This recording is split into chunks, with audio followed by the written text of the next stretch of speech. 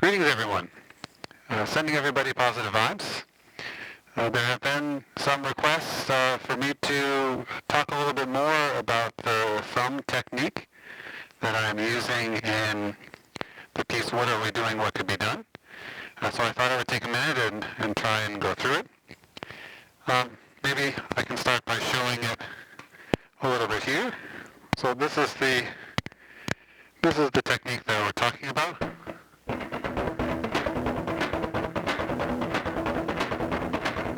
And then we have it in the piece.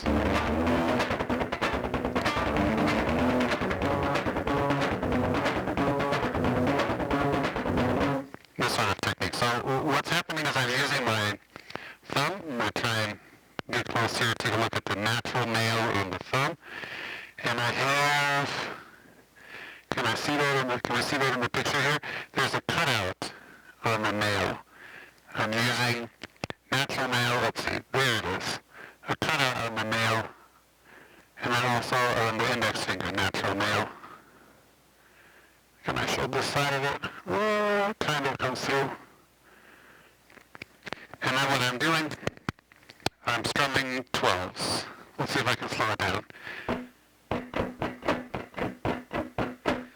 1, 2, 3, 4, 5, 6, 7, 8, 9, 10, 11, 12.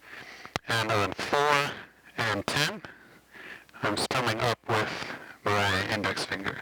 1, 2, 3, 4, 5, 6, 7, 8, 9, 10, 11, 12. 1, 2, 3, 4, 5, 6, 7, 8, 9, 10, 11, 12.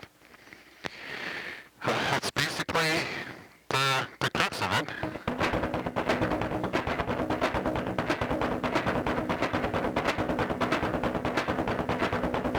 And then the techniques are coming from, just thinking about how can I then subdivide those 12s? There's some moments in the piece where I'm trying to emphasize a feel of 4. I'm trying to emphasize the feel of 3. Trying to emphasize, 2 is definitely very prevalent in the piece. All of those are contained, they're divisions of the 12. So they're all accessible. That's basically it. While we're talking, maybe we can also, there have been some requests to talk about the Esquire 9-string itself. I'm using this scarf that I knit to soften the kind of hard edge of the guitar, and that keeps, it keeps it from digging into my forearm here too much. I noticed that, well, it's definitely a bad habit on my part. It's not all the Esquire's fault. The Esquire is perfectly fine. But I put a lot of stress. This is where I'm clamping down on the guitar. So the scarf helps both to soften that edge and also remind me not to clamp down so hard. On the guitar, maybe one of the more noticeable features, I have a Fender Jazz Bass ashtray cover. That's a very nice surface for me to put my strumming hand on. It also helps me have a good level above the strings to be able to contact the strings consistently. There's just a single volume knob.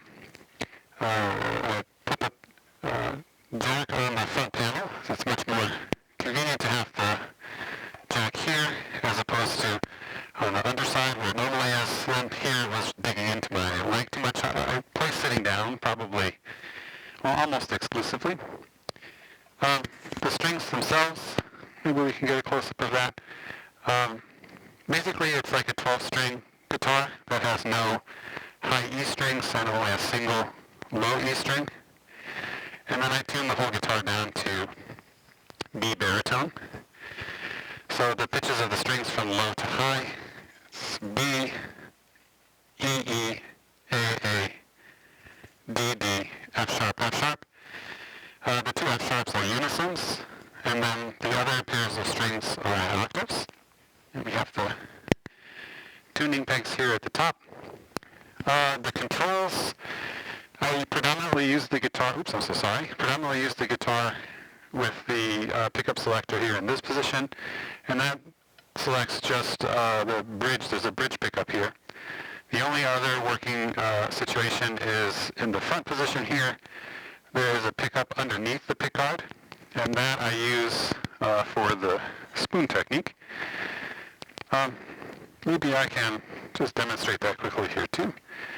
I can keep talking while I get that together. Apologies.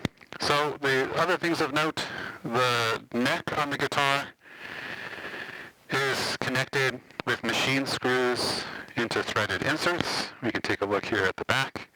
You can see some of the play wear from all of the time spent. But these are machine screws as opposed to wood screws. And then on the heel of the neck, underneath here, there are brass threaded inserts that these then screw into. The strings themselves, some of the strings come through the body of the guitar, and the others, this is a Goto style 12-string bridge, so some of the strings top load. That's how the strings are handled. Okay, let's see here. So for the spoon technique, I have just a steel spoon. Steel, it's the same, the strings, the guitar strings themselves are made of steel. When the strings are vibrating over the pickup senses those vibrations, picks them up, and then produces them through the amplifier. So the spoon is just like a really big piece of string. What am I missing here? Oh goodness. Guitars come unplugged. There we are. Okay. So when I take the spoon and rub it over wave it over the pickup, it interrupts the signal.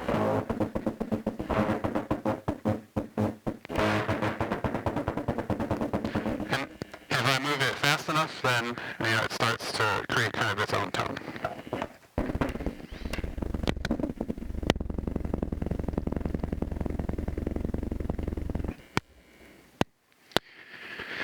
So yeah, trying to think if there's anything else worth mentioning. If there's anything that I've forgotten, if there are any other questions, things that you'd like me to go over, please do put those in the comments. I'm happy to continue. I always enjoy talking guitar. But otherwise, thank you so much for your interest. Thank you for listening. Sending everybody many, many positive vibes. Peace.